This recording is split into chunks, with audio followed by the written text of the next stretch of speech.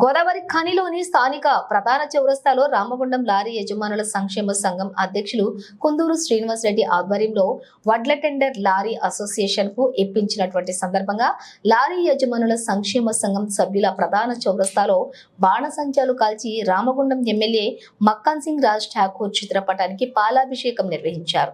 ఈ కార్యక్రమంలోని రామగుండం లారీ యజమానుల సంక్షేమ సంఘం సభ్యులు, లారీ యజమానులు పాల్గొన్నారు.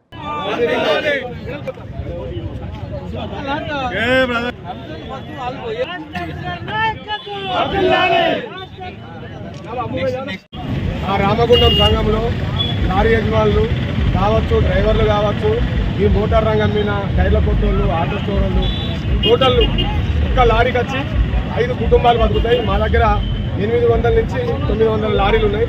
కనీసం 4000 నుంచి 5000 కుటుంబాలు పరోక్షంగా దీని మీద ఆధారపడి బతుకుతూ ఉన్నారు. రామగుండం సంఘంలో ఇవాళ ఈ సంఘంలో ఇంతో అంతో సంఘానికి మేలు చేసిన దాంట్లో మొట్టమొదటి వ్యక్తి ఎవరన్నా ఉన్నారు అంటే ఇలా మన ఎమ్మెల్యే గారు మక్కాన్ సింగ్ రాజ్ ఠాకూర్ గారు.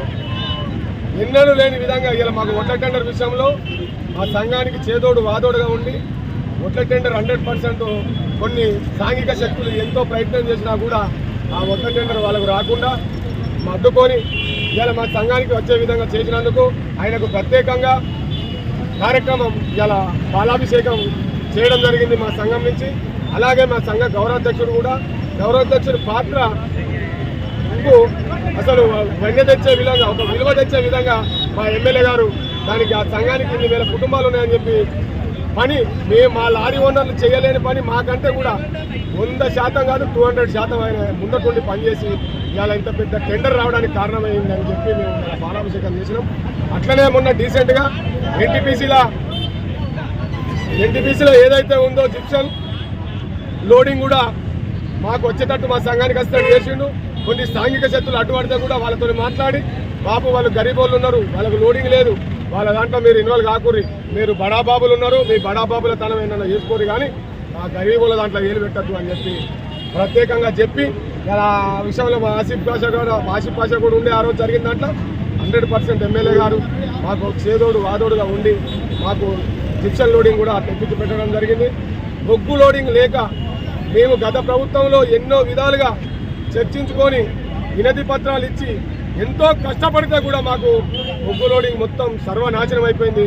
స్థానికంగా ఉన్న గతంలో ఎమ్మెల్యే గారు మా లోడింగ్ లేకుండా మాకు అడ్డాలు కావచ్చు, ఇంకా పేస్టు కావచ్చు, కోదాడ పర్మిట్లు రోజుకు 100 లారీలు లోడ్ అవుతుండే. అంతకుముందు మొత్తం లోడింగ్ను సర్వనాశనం చేసిండు, మమ్మల్ని రోడ్డు మీదకి తీసుకొచ్చిండు.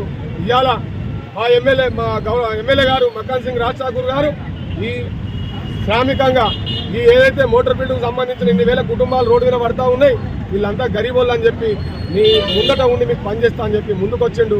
ఆయన ఇలా బొగ్గు లోడింగ్ కూడా మాకు ఎంతో అంత పెరిగింది. రోజుకు 10-20 లారీలు లోడు కానీ పరిస్థితుల్లో ఇలా 50-60 లారీలు కూడా, రోజుకు 60-70 లారీలు కూడా ఇప్పుడున్న 2-3 రోజుల నుంచి పోతా ఉన్నాయి.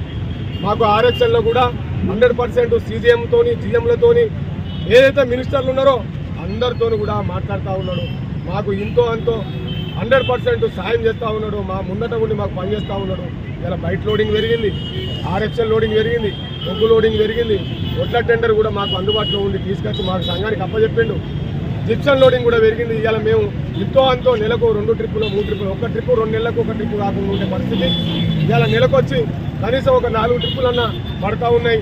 ఆ పడే అవకాశం కల్పించిన మా ఎమ్మెల్యే గారికి మేము అందరం కూడా రుణపడి ఉంటాం, జీవితాంతం ఆయనకు రుణపడి ఉంటాం అని చెప్పి మేము మా సంఘం తరఫున తెలుపుతూ, అలాగే ఆయన వెంట వేళలా ఆయనకు ఒక సైనికుల మాదిరి కూడా మా సంఘం నుంచి మేము రాజ్ ఠాకూర్ గారికి పనిచేస్తామని చెప్పి కూడా మేము వాగ్దానం చేస్తూ ఉన్నాం. లారీ యజమానుల తరఫున మాకు ఇట్లనే అన్నగారు ఉన్నంత కాలం ఎన్ని లీడర్గా ఉన్నా లేకున్నా మాకు సాయం చేసిండు. గతంలో కూడా పదవిలో లేనప్పుడు వచ్చి బిచ్చికాడ కూకొని మండు టెండల ఇర్రలకు పుల్లొచ్చేటట్టు కూడా కూకొని, బొబ్బలొస్తే కూడా కూకోకుండా లేవకుండా మా కోసం ధర్నా చేసిన ఘనత ఒక రాజ్ ఠాకూర్కే మా సంఘం నుంచి దక్కుతుంది. ఆ రోజు కూడా ఆయన చేసిన ప్రయత్నంలో మేమందరంగా కట్టుబడి యూనిట్గా ఉండి ఆయనకు సపోర్ట్ చేసి ఇలా గెలిపించుకున్నాం. మళ్ళీ ఎల్లవేళలు ఎప్పటికి కూడా ఎప్పటికీ ఆయన వెంటనే ఉంటాం.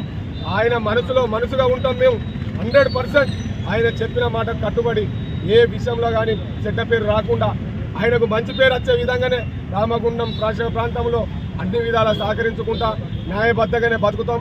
న్యాయంగానే ఉంటాం, న్యాయ పనులు చేస్తాం. అన్నకు మంచి పేరు తీసుకొచ్చడంలో కూడా మేము మా సంఘం ముందుంటుంది.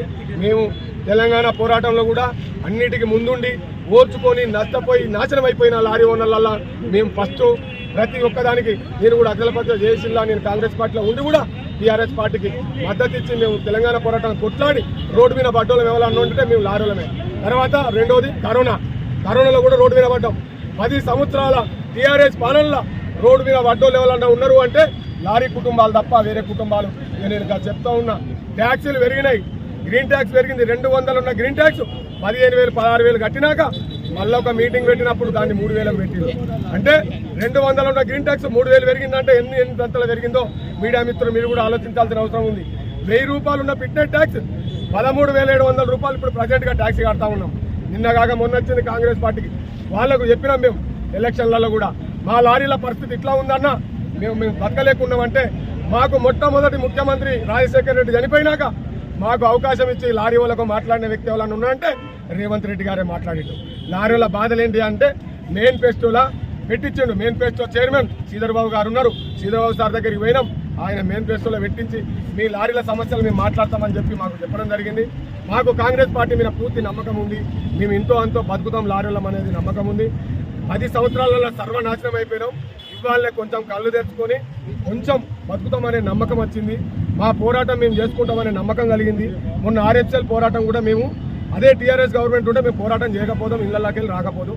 కాంగ్రెస్ పార్టీలో వచ్చినాం, పోరాటం చేసినాం. దానికి కొంచెమన్నా కనువిప్పు కలిగే విధంగా కూడా మేము పనిచేస్తా ఉన్నామన్నా. మేము 100% మా సంఘం నుంచి ఎప్పుడు కూడా మేము అన్నగారికి ముందటుంటాం. మాకు కూడా అన్ని వేళల్లో అన్నగారు ముందటుండాలి అని చెప్పి మేము కోరుకుంటూ ఈ అవకాశం ఇచ్చిన మీడియా మిత్రులందరికీ ధన్యవాదాలు తెలుపు.